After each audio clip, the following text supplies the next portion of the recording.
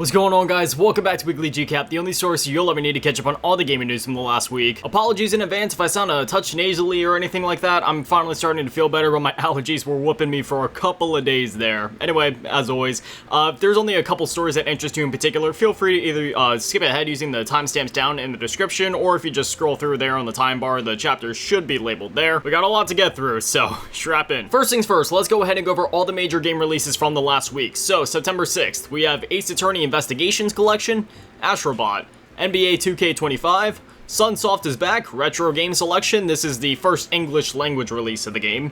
And then on September 5th, we have Gimmick 2 with the PlayStation and Xbox console versions coming this fall. What the Car, this being the PC version of the game. September 4th, we had Age of Mythology Retold. September 3rd, we had The Casting of Frank Stone, Harry Potter Quidditch Champions, Parcel Core, and Star Trucker. Then on September 2nd, we had Sumerian 6, I think is how you're supposed to say it. But anyway, have you guys gotten to pick up or play any of these games? Next up, 2 games are free on Epic Games, those being Football Manager 2024 and Sniper Ghost Warrior Contracts. These will be free until September 12th at 11 a.m. EST, so you might as well redeem them because there's no better price than free. Next up, we got the second wave of September Xbox Game Pass games for you guys, those being Star Trucker, which was a Day 1 release for the service, Age of Mythology Retold, another Day 1 release for the service, Expeditions, a Mud Runner game, Riders Republic coming September 11th, and Train Sim World 5 coming September 17th, and that is another Day 1 release for the service. A lot of Day 1 releases. Next up, a remaster of LEGO Harry Potter was announced for PS5 and Xbox Series X and S. So, this coming from Video Games Chronicle, quote,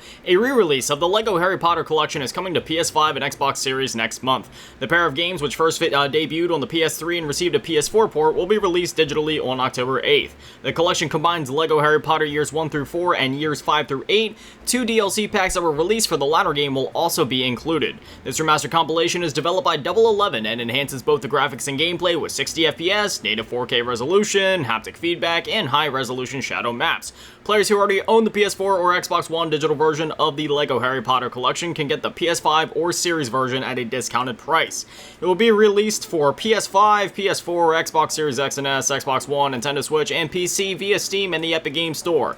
PS Plus members will receive the game as part of this monthly game selection when the game is released, end quote. So it was noted in the article that it will be releasing for last-gen consoles as well, including the Switch and the PlayStation and Xbox One. But that's a little confusing considering the fact that this release is a remaster of that version, so I'm just assuming that maybe they were including the fact that, hey, you know, like the original version is still there, or maybe this remaster will still be going there somehow, even though I thought this was aimed at the new consoles. Not exactly sure about that one, but regardless, again, it'll be available October 8th. Next up, the Marvel vs. Capcom Fighting Collection Arcade Classics is apparently coming to the Xbox now. So, this coming from Marvel vs. Capcom on X, quote, we're excited to announce that after technical discussions with our partners at Microsoft, we can confirm that Marvel vs. Capcom Fighting Collection Arcade Classics will release on Xbox One. The XB1 version will be out in 2025, so please stay tuned for more information, end quote. So, yeah, if you were unaware before, basically this collection was unfortunately not going to be available on the Xbox. It was going to be available everywhere else, you know, the Switch, PC, PlayStation, etc.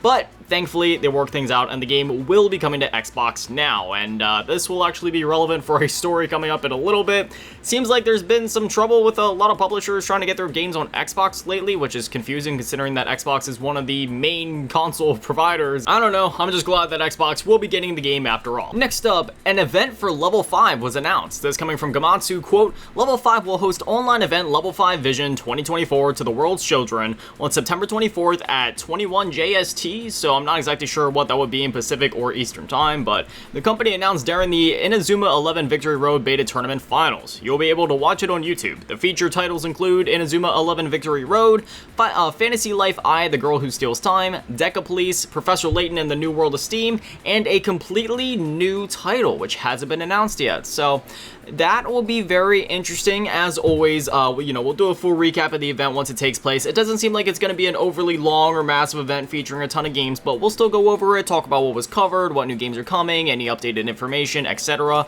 And I'm really excited to see what that unannounced game is. Next up, the Minecraft movie was announced. Now, this is one of those things where back in the day, in like the early 2010s, me and my friends were always like, hey, what if Minecraft would get a movie? Wouldn't that be crazy? Well, here we are, like, Gosh, I want to say that probably would have been in like 2011, 2012. Me and my friends would have been talking that. Here we are 12, 13 years later, finally reality. Well, it'll actually be like 13, 14 years because, well, we'll get into that. Anyway, they put up a trailer and the description reads, quote, "Be there and be square. The Minecraft movie is only in theaters 2025. So, yeah, it won't be out till next year. But anyway, they have a bit of a description here. We'll just go ahead and read through it. Starring Jason Momoa and Jack Black, a Minecraft movie directed by Jared Hess is the first ever big screen live action adaptation of Minecraft, the best-selling video game of all time." Then they have another brief description down here, kind of just going over like a bit of a synopsis of the movie, I suppose. It says, "Welcome to the world of Minecraft, where creativity doesn't just help you craft, it's essential to one's survival. Four misfits, Garrett the Garbage Man Garrison, played by Momoa, Henry, played by Hansen, Natalie, played by Myers, and Dawn, played by Brooks, find themselves struggling with ordinary problems when they are suddenly pulled through a mysterious portal into the overworld, a bizarre cubic wonderland that thrives on imagination. To get back home, they'll have to master this world and protect it from evil things like piglins and zombies too, while embarking on a magical quest with an unexpected expert crafter, Steve, played by Jack Black. Together, their adventure will challenge all five to be bold and to reconnect with the qualities that make each of them uniquely creative, the very skills they need to thrive back in the real world." And this will be hitting theaters April 4th, 2025. And again, it'll only be in theaters. No streaming services announced at this point, but I can assume that it's probably going to go to Peacock shortly after, because, I mean, every movie that's in theaters goes to Peacock shortly after, but again, I've been waiting for this one for over a decade, almost a decade and a half, and yeah, I'm definitely going to go see this one. Next up, an Acer PC handheld was announced. I've never known how to say that. Acer, however you're supposed to say it. Anyway, this coming from Acer.com, quote, "Acer Nitro Blaze 7. Unleash AI power with the Nitro Blaze 7, featuring the AMD Ryzen 7 8840HS. This 7-inch handheld delivers stunning graphics and smooth gameplay on a 144Hz FHD display. Gaming excellence anywhere." So then they also have the specs listed, so we'll go ahead and go over that. An AMD Ryzen 7 8840HS processor featuring 38 AI TOPS for cutting-edge AI capabilities and the built-in AMD Radeon 780M graphics. 7-inch touch panel with 1920x1080 Full HD resolution, the 144Hz refresh rate, and 100% sRGB coverage. Sorry, it's a bit of a tongue twister going through some of this. Combined with AMD FreeSync premium technology, up to 2TB PCIe Gen 4 NVMe SSD storage, 16GB of LPDDR5X memory operating at 7500 megahertz. Sorry, the weight will be 670 grams. It will support Wi-Fi 6E network, and the operating system will be Windows 11. There is no release date or price available at this time. Obviously, once we know that information, I will share it with you guys as always, but it's another PC manufacturer throwing their hat in the ring. I can't exactly say I'm surprised, but I will say that I'm at least somewhat excited. You know, competition's always a good thing. Me personally, I don't own a single PC handheld yet. I don't know, I'll get around to it one day when I find one for like, I don't know, maybe like 50, $100 at a yard sale or something like that, but again, competition's always a good thing, so I'm all for it, and hopefully this thing turns out good. Next up, the PlayStation 30th anniversary celebration was announced. This coming from PlayStation Blog, quote, "While PlayStation's 30th anniversary is still a few months away, today we're delighted to share some of the ways we'll be commemorating the milestone with all of you. An early look at what's ahead. My First GT. This holiday, look forward to a free trial version designed to attract a okay, they actually had a typo in the blog here, it seems, so this one isn't my fault. It literally says, to attract a diverse players of all skill levels to the globally acclaimed Gran Turismo 7. Then it goes on to explain that it'll have some nostalgic tracks and a bunch of fun stuff in there. And then next up, they'll be releasing digital game soundtracks. So in collaboration with Sony Music, each month from October through January, we'll release for the first time on Spotify a set of digital soundtracks from fan favorite PlayStation franchises, including God of War, God of War 2, God of War Ghost of Sparta, Twisted Metal, Starhawk, and Unit 13. Man, Sony acknowledging Unit 13, Vita classic right there. They also mentioned it'll be available on other platforms too, like, you know, Amazon Music, Apple Music, other participating music retailers, so it's not just exclusive to Spotify. Then they also mentioned that you can also vibe to our specially curated PlayStation 30th anniversary playlist on Spotify, available to stream today. And they'll have more to share on the upcoming digital soundtrack releases, which will be added to this playlist over time, so stay tuned. Then below that, they have Shapes of Play, which is a collection of new products called Shapes of Play, crafted by the team behind the design of PlayStation consoles. It gives you an opportunity to create fun moments with our iconic shapes. Shapes of Play Battle is a board game where you can challenge a friend to line up 4 different shapes of the same color on the board to win. Create is a set of magnetic blocks that you can position in any direction to create fun shapes. Recharge lets you experience a new way to recharge between games, especially after that tough boss battle. And yeah, Shapes of Play will launch in December of 2024 exclusively through direct.playstation.com in the US, UK, France, Germany, Austria, Spain, Portugal, Italy, and Benelux. Pre-orders start later today exclusively through direct.playstation.com, which means by the time you guys are seeing this, pre-orders are available.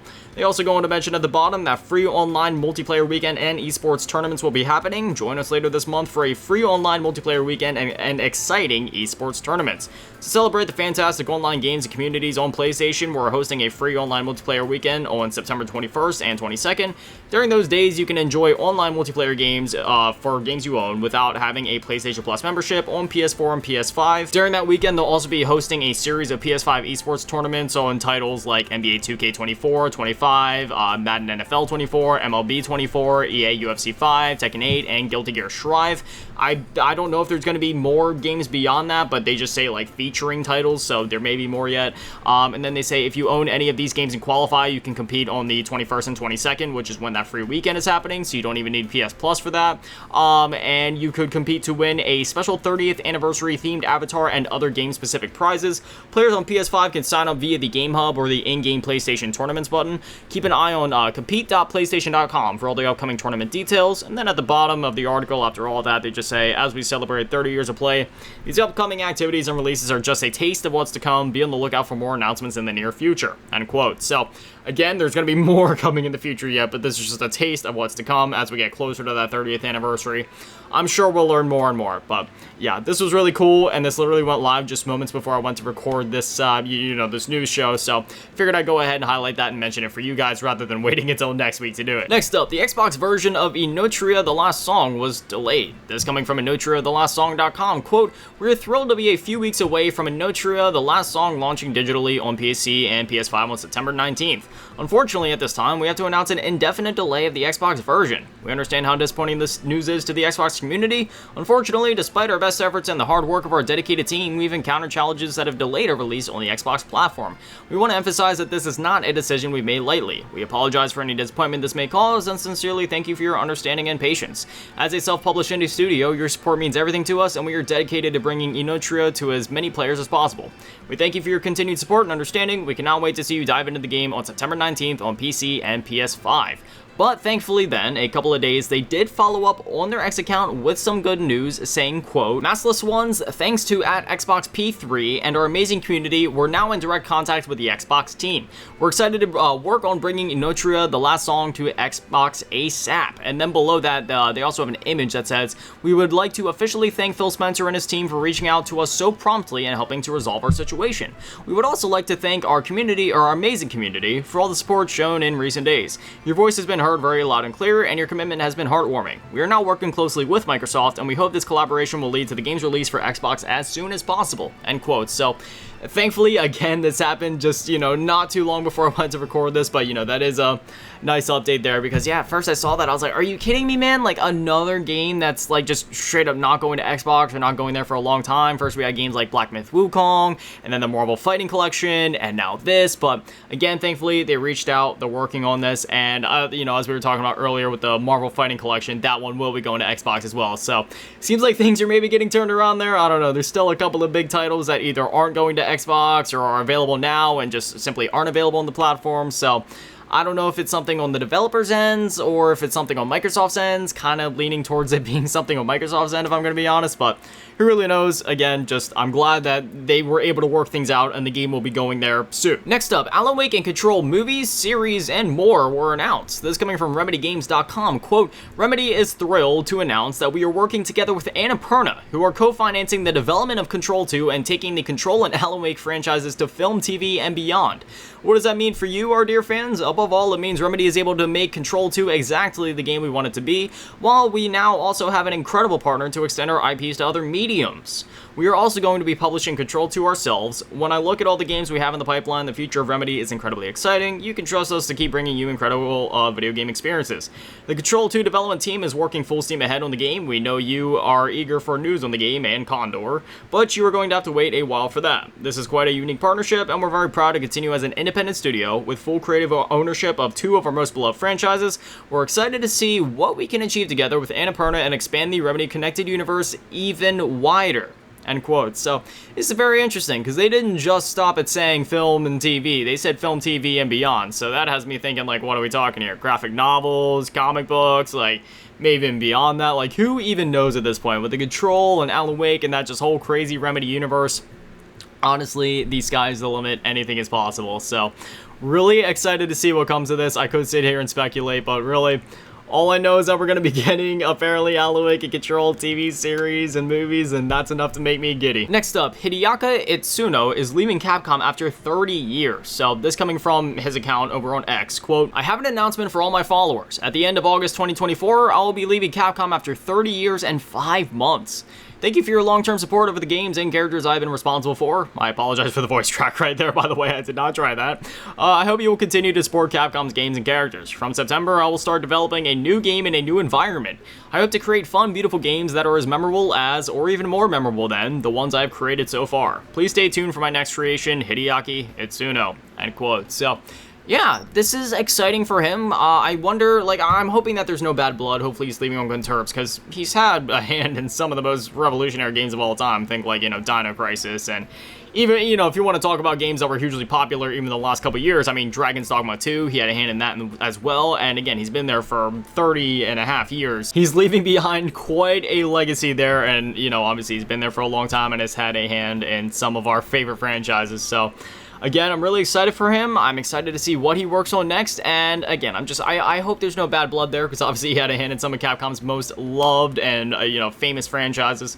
But, yeah, again, I'm just excited for him, and I wish nothing but the best for him and whatever he goes on to make next. Next up, man, here we are once again. We have multiple layoffs and shutdowns, and so basically the rest of the show is just going to be layoffs and shutdowns. So, unfortunately, we're going to be ending on a bummer note here, but we're just going to go ahead and kind of breeze through some of this. I'm not trying to be disrespectful when I say breeze through some of this, but it's a lot to read, so we're just going to kind of go story to story here, keep it kind of brief, give our condolences, and just try to get through this and kind of give some concluding thoughts at the end of all this. But anyway, Ballistic Moon is facing layoffs. That's coming from IGN. Quote, Ballistic Moon, the developer behind the PS5 and PC remake of Until Dawn, has laid off several staff members. A LinkedIn post from the studio said it was profoundly sorry for the layoffs that appeared to affect at least 11 members of staff at the studio, though an exact number is unclear. Quote, it is with deep regret and a heavy heart that we must make the tough decision to significantly scale down our team to secure the future of our studio. This comes after our development of Until Dawn for PS5 and PC. It continued, saying goodbye to such a talented and passionate group of people is incredibly difficult, and we are profoundly sorry for the impact this restructuring will have on our employees and our families, end quote. So, again, we're at that point where all these layoffs are just happening consistently in the games industry, and this is literally just one of like 4 or 5 layoff stories that have happened this week alone, so it's really unfortunate. I wish nothing but the best for the developers that were affected by these layoffs, and I just, again, it's sad because Until Dawn, the remake, isn't even out yet, and yet, they're already having to lay off people at the studio. It's just sad. Next up, Rocksteady has faced layoffs. Yes, the Rocksteady behind the Batman Arkham games. This one really, it really hurts. This coming from GamesIndustry.biz. Quote, Rocksteady Studios is reportedly the latest studio to suffer a round of layoffs following the poor performance of Suicide Squad Kill the Justice League earlier this year. Sources told our sister site Eurogamer that multiple departments have been affected, with the QA team among the hardest hit. According to the report, this department has been halved from 33 members of staff to just 15. Eurogamer sources said senior management has acknowledged that product quality is likely to suffer, which again, if you're laying off over half of your QA team, yeah, their quality assurance, assuring you have a quality product, no duh. The restructuring that led to these layoffs is said to be directly linked to the low sales of Suicide Squad, end quote. So, again, if you're firing half your QA team, and when it seems like quality was a bit of an issue with their latest release in the eyes of the players anyway, then, you're just kind of shooting yourself right in the foot and expecting to still be able to run a mile afterwards, you know what I mean? Like, this is just, I don't even know what to say. This is just, I don't get it. It's bad when you're literally just left speechless by all of this, but anyways, again, I give my condolences to anybody that were affected by these layoffs. I hope you can find new, sustainable work soon, and this is just unfortunate. Just layoff after layoffs within the last couple weeks. It's just sad. Next up, Ouka Studios has shut down. That's coming from Silicon Era. Quote, the day a game finally hits shelves is typically a day of celebration for a dev team. However, the day Visions of Mana released, developer Ouka Studios instead faced the closure of their whole operation. The closure of Ouka Studios marks a significant blow to Vision Amana's future. The studio is reportedly shutting down, according to Bloomberg, due to Chinese parent company NetEase reevaluating its Japanese interests. This has also been seen from other parent companies such as Tencent Holdings. This leaves players with a polished but largely unsupported title. This means that despite the game's smooth launch, there will be little to no post-launch updates, patches, or additional content. Luckily, the game shipped in stable shape with no major issues. Which it is worth noting, RPGs like this typically do get a substantial amount of updates or DLC or such down the line, but unfortunately, Vision Amana will not be able to receive that. But anyway, ultimately, while the game is a strong final offering from Ouka Studios, its players will have to manage their expectations, knowing that that what they see now is likely all they'll ever get. This situation underscores the uncertainty that can come with smaller studios. Even a successful project isn't always enough to keep the doors open, end quote, which really took me back after I read that to Hi-Fi Rush and Tango Gameworks.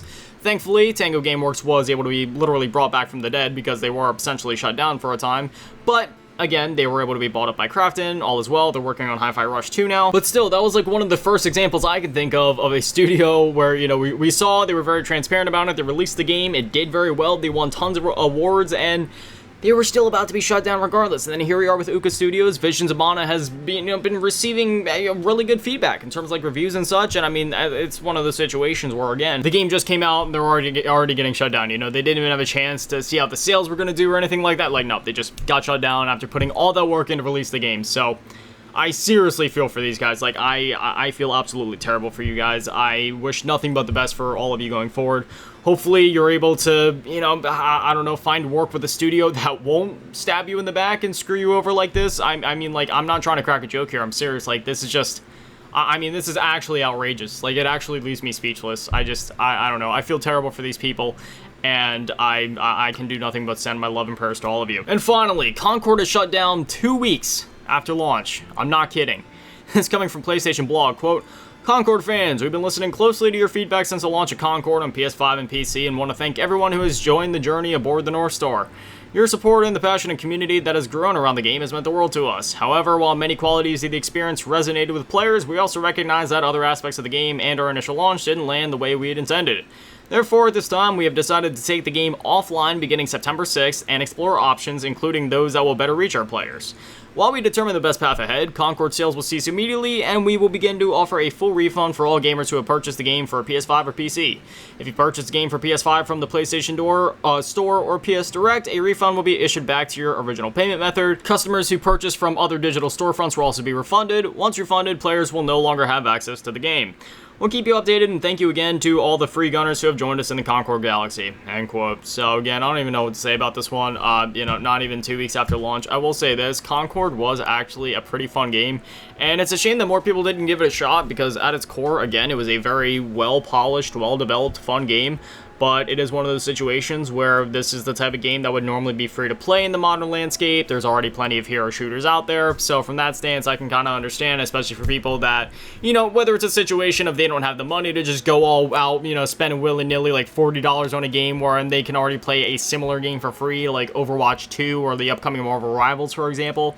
I can understand it from that perspective, but I do feel like there was a lot of unnecessary hate thrown at this game when most people didn't even play this game, and they were simply forming their opinions off of things that they read online, which is a huge problem with the internet in general nowadays. But, you know, it's a whole discussion for another day. You know, the internet is just a lifeless echo chamber. I've said this time and time again. But again, at the same time, outside of all the negative press, despite the fact that it was a fun game at its core, again, there is many alternatives that can be played for free. Even something like Paladins, for example, if you wanted your hero shooter type fix. So, and again, considering the fact that this game was $40, yeah, honestly, I feel like the best course of action would have been to maybe just make the game free to play, compensate the players that did pay for the game, and give it a week or two just to see how things went from there. And maybe, you know, maybe it could have garnered a bit of a cult following from there, but unfortunately, it seems like they just decided to yank the whole project. So at this point, I'm thinking for the future of Concord, if they want to rework the project without completely throwing it away, I feel like there was a lot of charm and personality there with the characters to where they could totally spin this off and make like a